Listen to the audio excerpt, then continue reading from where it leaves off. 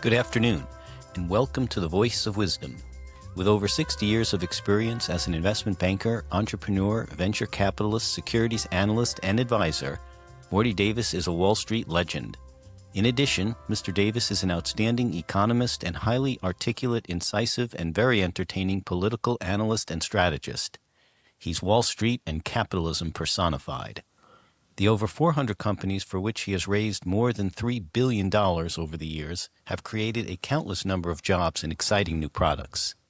Through the Voice of Wisdom, Mr. Davis explores, analyzes, and debates the most topical economic and social issues facing our world today.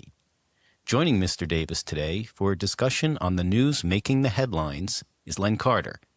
Len is an investment banker, business consultant, and private investor. And now, Mr. Davis and Mr. Carter. Welcome back. It's good to be with you. My favorite, what's the vehicle? Podcast. Internet. Cohorts, participants, and the Morty Davis Voice of Wisdom weekly show, Wednesday, 6:30 to 7:30. And the accompanying podcast that reviews the news of the week, of the prior week. So it's really great to have you back because I love you all. You're active participants in making this show a much better show than it would otherwise be. Your additions and your comments and even your worst criticisms that sometimes annoy me help widen my views and help me rethink some of my positions and really do make me, I say, the voice of wisdom. They add to my wisdom. So sometimes I'm so taken aback because they seem too horrid, the criticism are too hostile. And then I say, you have a right to those opinions. And not only that, but those opinions is what makes the Morty Davis show, weekly show, much better. And the podcast much better. So thank you very much. I love you all. I wish you all the best of everything because you're such great cohorts of mine and active participants. God bless you. I love you. I love you, and I wish you and all your family and all your loved ones everything great forever. So, without further ado, let's get started. I have to apologize again, as I do at the inception of each week's podcast, not for the show or the Voice of Wisdom, but the podcast which reviews the prior week's news, major breaking news, the headlines in the New York Times, the headlines in the New York Post, the headlines in the Washington Post, the news-breaking stories that make the front page of your favorite news magazines, and the ones that, sadly, and it gets me angry all the time, interrupt whatever show I'm enjoying to make what these executives, owner of these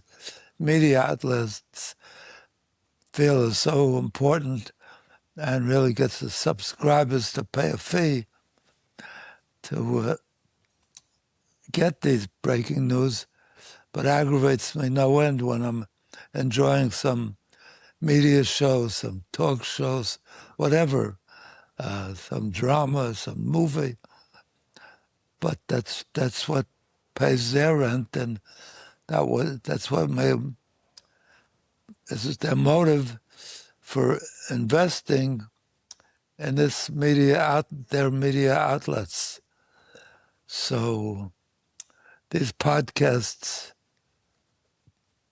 necessarily, because the way these owners and executives of these media outlets that depend on subscribers to stay viable and profitable do that.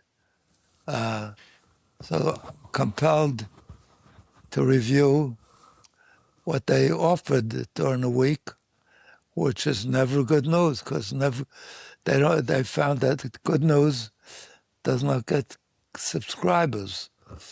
So they have all the headlines that are the most depressing, horrid,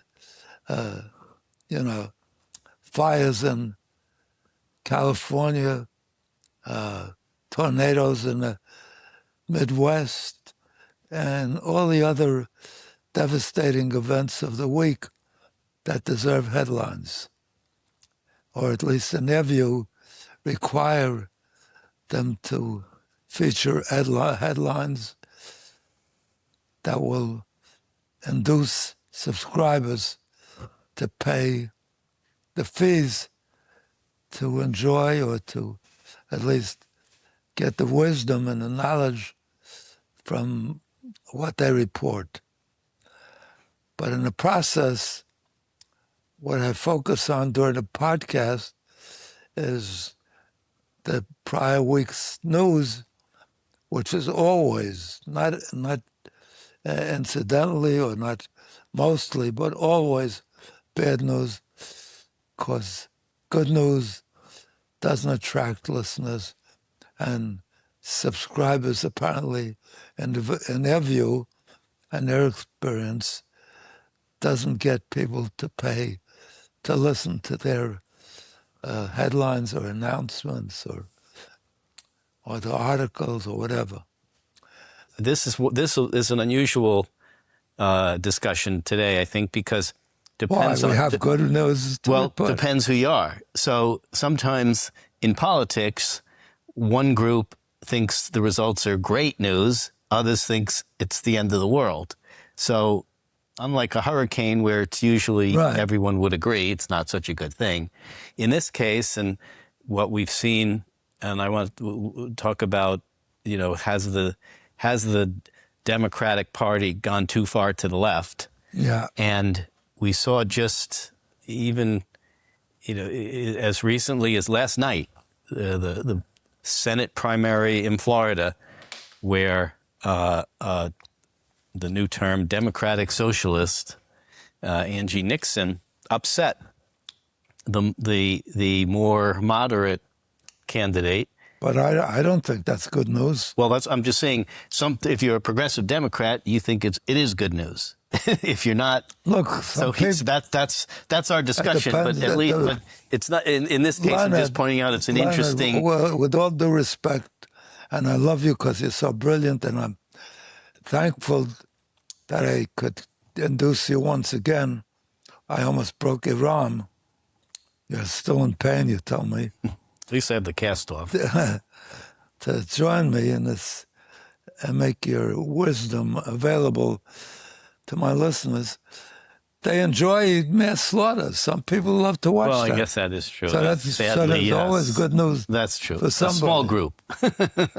But at least in some people felt the reporting on Hitler's slaughtering the Jews fair enough. Was good news. But you know how you say God can't do everything.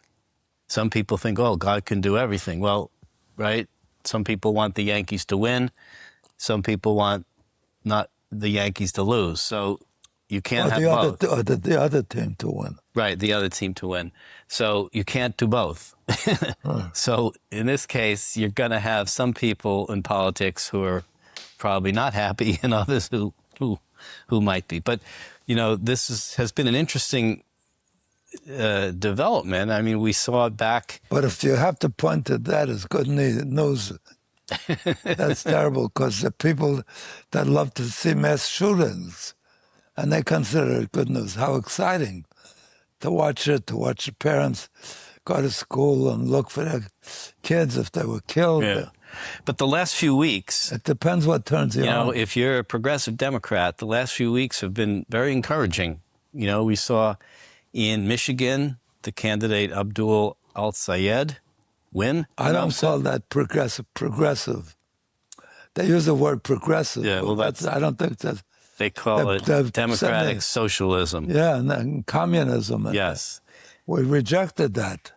And then you saw Peggy Flanagan in Minnesota win. And back in New York City, there were progressive challengers who defeated establishment-backed candidates. So... Why do they call them progressive? I call them regressive. Morons. Well, I guess it depends on your... I think the term is... They're proposing that we should become communist. And that hasn't worked for Russia. It hasn't worked in the world. Anybody who's adopted communism has done poorly economically and every other way. Well, I mean, there's a spectrum. I mean, people might propose a wealth tax or a progressive income tax greater than the one exists, might be called progressives. I don't know if that's communism, but it's also called regressive. But in terms of the term, the label, if you will, that's the label. I'm not sure who came up with it, but that's the label that. I mean, it sounds better. I think democratic socialist sounds better than, communist. Although opponents usually are quick to use that more pejorative label of communist. Yeah. But so we saw that happening. I guess the first question I wonder, you've seen many election cycles, more than most of our viewers probably, and over years, and how society shifts left over time. How during Roosevelt, Social Security was considered a progressive policy. You want to hand me? And today it's modest, moderate, or even mainstream conservative. So we see movements in society. You think that is that what we see here? Just a natural shift in people's values, or is there something more to it because of wealth inequality? People are upset with high prices. People are upset with government in general. What do you think sort of the driving thing here? Is, as somebody said years ago, in the politics, it's the economics that dictates. Yep. If they're paying higher bills for their automobile insurance, or higher rents, or higher for food, so they're being hurt. And if somebody comes along and promises to give them everything for nothing practically, then they're quick to buy into it. Yes, populism. Yeah, populism is a hard policy to fight against, because there's a lot of people. There are more people who we're all subject to that. Not a lot. If somebody promises to give me something, I'm on his side till I find out his motive may not be that. But anybody who gives me a present or anything, or free, food even, if it's good food and sends it over, I love it. So here somebody comes along and promises, if you elect me, you won't have to worry about high rent. I'm going to freeze the rent. I'm going to lower the rent. I'll make rent free. Right. Eliminate rent. We'll have the city build houses and give them to our people. You're paying taxes, we'll take those taxes. And the people who you may not like because they make a lot more money will pay more taxes. Let them pay. Let the other people pay. Well, the more important part of it is what they promised me. If it takes the way to do that, but to tax the right, big, but you wouldn't object as somebody as a populist voter, who's promised more stuff for free. You don't care what the effects are on that other guy who has to pay higher taxes, so long as you don't. No, I care that he's charged that, because otherwise I can't get the free stuff. Right. So, but you don't care that he's paying more, because so long as I care that he should pay more. Right. But he doesn't want to pay more, but you don't care if he pays more because you're not paying it. Right. So, but it's like Margaret Thatcher said regarding socialism. Unfortunately, at some point, you run out of other people's money. And so, but... she was a very wise prime minister. Yeah, the Iron Lady. So I think, we'll see how this plays out in the general election, because, in some ways, it might be good news for Republicans, because when you have extremist candidates, sometimes it's easier to battle against them because you can highlight their extremist policies and really appeal to the more moderate independents, maybe, who, aren't thrilled with those extreme, left-wing policies. Right, Leonard. But Leonard, you and I can understand why somebody promises me everything, a good life, and all that's necessary for me to have a good life, why I would favor them as opposed to anybody else. And the wealthy aren't promising me that. Yep. They're making a lot of money and they're not producing the kind of life that I wish for. Yep. But if somebody says, I'm going to take those taxes and use them to help you, to give you free rent, free bus fare. So how do you, as an opponent of that, say a moderate candidate or a Republican candidate who's up against the populist challenger, how do you explain to people that the idea and long-term consequences of getting free stuff for everyone is not a good thing? How do you convey that? You just said it. Margaret Thatcher. I understand, but that, the money's got to come from somewhere. That's I'm not sure if it worked for her. Mamdani can't print money. True. So he's got to get the money from somewhere. Yep. And if I want to make a lot of money, as every American hopes someday he'll make, I don't want them to... Why should I work my butt off and then give it to the government, and they're going to take the money I worked hard for and give it to people for not working, or can't work, so it's not a universal blessing. It's universal for those that get it, but not everybody can get it. It's also a long-term versus short-term, fix, satisfaction, because in the short run, getting more services or goods or free, whatever, at the expense of longer term economic harm through higher deficits or, whatever. Leonard, if you're paying at the grocery so much that it's putting you in that's why it's tough. In a poverty state. Right. Because people care about tomorrow more than they care about next year. So what did you just say? In the long run. Yeah, that's why it's difficult. I'm saying so. So That's why it's a challenge. That's why populist candidates do well. Yeah, that's why they're getting the Right, vote. right. Let's talk about Why do you think Mamdani is getting the vote? Yeah. Well, let's talk about him for a second. One of the king progressives that we've seen rise, someone who is a pretty savvy politician, polling at 1%. When the field started, when the mayoral race started, he was at 1%. Right. And he won.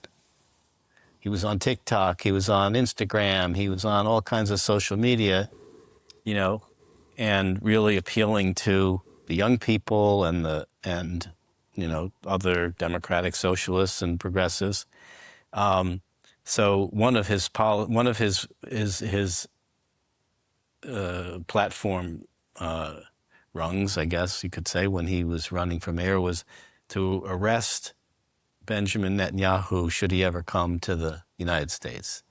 So recently, Netanyahu, I guess, is slated to come to the U.S. for some UN meeting in the fall, I think, and Mamdani was up there saying he's going to look into seeing if he can have the NYPD arrest him, which anyone who understands federal law and local law even a little bit would, especially in New York where the UN is stationed. Right, and its specific charter is to have not only UN, to be protected. Right, to have a but sovereignty. every ambassador, even not related to the UN, all ambassadors throughout the world are protected from arrest. So I mean, he can't undermine. Right, a truly ridiculous statement. Yeah. So what I'm wondering, and then shortly after he came out with that, and there, it was all over the news, and he realized, or he said, "Well, we checked into it, and we can't do it." Yeah, no kidding, you can't do it. But I just ask, the question: if a politician, generally like to make as many friends as they can, right? So you go to one event and you say you're for their policies. You go to another event and you say you're for their policies, right? Everyone, I'm everyone's everyone. Right. So why does a savvy guy like that come out with such a ridiculous policy, or idea, which he knows is going to get shot down? Is it just theater? Is it just political theater? It clearly didn't hurt him because there's a very small group that's very much in tune with that, So just pandering to them? No, but didn't hurt him. He panders to a group about giving away stuff free. Yeah, that's a bigger group. Yeah, much bigger. Than people who think Netanyahu should be arrested. Right. A lot of Americans don't even.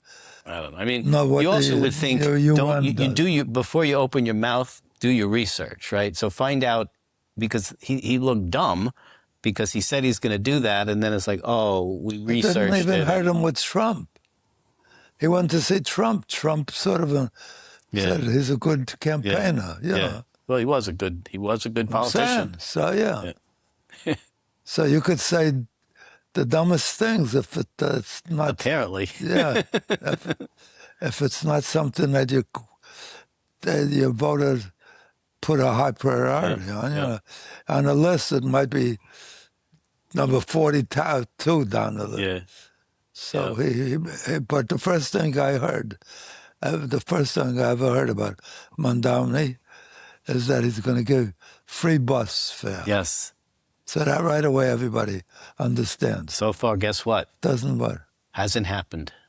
Yeah, I know. And is not likely to happen either. Promises made during. Look, that's why a first-term politician always has the advantage, because he doesn't have a track record yet. Right. It's the second term that's going to be more challenging. Promises. If you believe the promises, it sounds fabulous. Yep. That's how communism got adopted. Yep. All right, last question, because we're about out of time, but since we're talking about... Already? Yep. Oh, my God. Since we're talking about, we got a midterm in a couple of months, Trump's approval rating is down to 33%, the lowest of his current presidency. A number of his primary backed candidates have not won. So Has do you think, anybody got a larger vote for the presidency than Trump? I don't think there's anybody out there yet that has. I'm saying his rating, I'm saying, his but he's approval running, rating.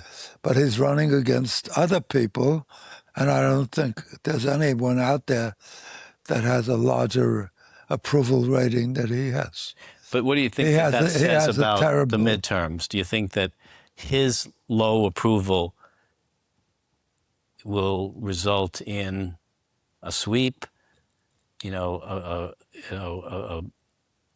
a mixed result. What do you think? You're talking about an election in 28? No, I'm talking about midterms in 2 months. Oh, in 2 months? Yeah. Well, that's Because sometimes the president's popularity affects his party. He could lose, definitely. Yeah. But that doesn't mean he himself would lose. No, but all the entire House is up. It's a very slim margin to begin with. So, an unpopular president often is not good. Well, he's living with that now, so it's not a disaster. And the interim history shows that the president who was elected for the first term, the first election after that, not the presidential election, the party loses. Right. Well, that's where we are in 2 months. Yeah. So. All right. Well, we'll see. I thank you for an interesting discussion, and we'll be back. Thank you, Leonard. Thank you all for tuning in. It was way too brief, but it was great being with you again this week. I look forward to being with you again next week. My favorite people in the whole world on the internet and off, and my favorite participants and cohorts. So God bless you. God bless your families. I wish you and all your loved ones everything wonderful. Each day should be better than the day before for the rest of your lives. Bye.